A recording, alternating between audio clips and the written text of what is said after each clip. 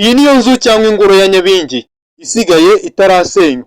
Iyi nzu nk'uko ubibona ifashwe n'ishami ry'igiti ku isakaro ryayo hejuru.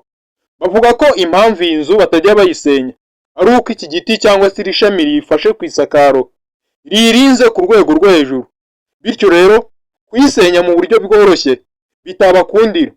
Gusa nanone hari abandi bajya kure bakavuga ko impamvu iyi nzu ya Nyabingi idasenywa ari uko hari abandi bantu baba bakiza kuyikoreramo imirimo y'ubupfumu, uburaguzi ndetse n'ibindi bikorwa bijyanye n'imyuka mibi. Ibi byose ntabwo bifite ishingiro kubera ko hari n'abandi bavuga ko impamvu iyi nzu idasenywa igisurwa na ba mukerarugendo batandukanye baturutse hirya no hino ku isi. Abenshi baba bashaka gukurikirana no kumenya amateka ya Nyabingi mu buryo bwimbitse kandi bugiye kure, no gushaka gusobanukirwa Nyabingi uwo ari we ndetse n'uburyo yari abayeho. Iyi niyo nzu cyangwa se